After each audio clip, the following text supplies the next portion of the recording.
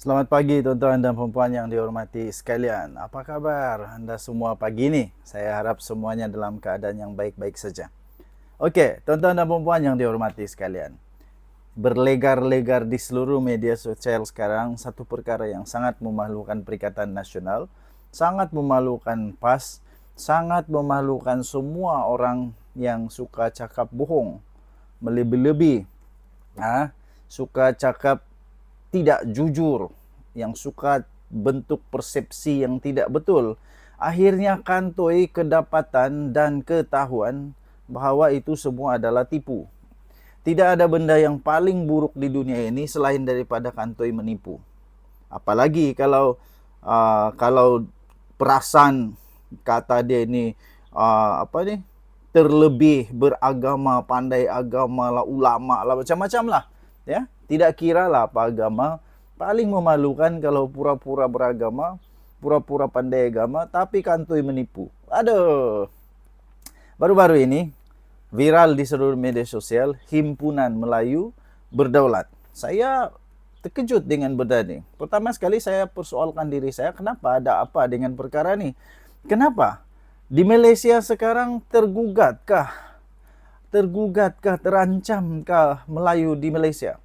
Pada saya tidak. Saya sangat menghormati perlembagaan. Kita tahu perlembagaan tidak akan berubah. Kita tahu perlembagaan tidak boleh diganggu-gugat, terutamanya kedaulatan bangsa Melayu, raja-raja Melayu, itu dan agama Islam tidak boleh tergugat di negara Malaysia. Jadi perhimpunan ini pada pendapat saya bukanlah tentang Melayu terancam, tetapi kerana ada parti politik yang suka tunggang-tunggang agama dan sebagainya yang rasa terancam. Bayangkanlah tuan-tuan dan puan, baru 2 tahun setengah saja Kerajaan Madani pimpinan Datuk Seri Anwar Ibrahim jadi Perdana Menteri, semua sudah rasa terancam. Semua dia rasa, Melayu tidak lagi sokong kita. Melayu sekarang ini dah semakin bijak, semakin pandai. Sokong Perikatan Nasional pula, sokong Pakatan Harapan Barisan Nasional, sokong Kerajaan Madani. Jadi terancam lah parti politik ni. Jadi dia katalah Melayu terancam dan sebagainya. Yang pada pendapat saya, Melayu tak pernah terancam pun. Melayu tak pernah terancam. Yang terancam adalah parti politik. Ya, yang terancam adalah parti politik. Pada pendapat saya, yang terancam adalah parti politik. Melayu tidak pernah terancam sebab dilindungi secara perlembagaan. Kedua, yang kantoi menipunya mereka ini tuan-tuan dan puan. Saya tengok berita lah. Tengok rakaman sekali. Diorang pergi berhimpun ramai-ramai itu kan. Kata mula-mula Haraka Daily. Ini saya masukkan ini. Haraka Daily punya laporan. Bukan main lagi. 10,000. 10,000. Aduh. Biar betul pakcik. Tahu berapa ramai 10,000? Ataupun editor Haraka Daily ini tak pandai kira orang kot. Tak pandai kira orang. Dia tidak tahu berapa ramai 10,000. Lepas itu, okey lagi. Ini dah kantoi. Lepas itu ada seorang lagi lah. Dia dalam ucapan dia, Presiden Parti. Dia kata 5,000 orang. Ramai 5,000 orang. Tapi tengok video dia. Berapa ramai. Ini saya sisipkan. Cuba tuan-tuan dan puan-puan tengok. Berapa ramai sebenarnya video ini. Berapa ramai video ini. Ada sampai 1,000 orang. Dan berita-berita arus perdana yang saya percayai, yang saya yakin tepat, ada melaporkan 700 orang saja pun. Aduh, tuan-tuan dan puan yang dihormati sekalian. Beginilah.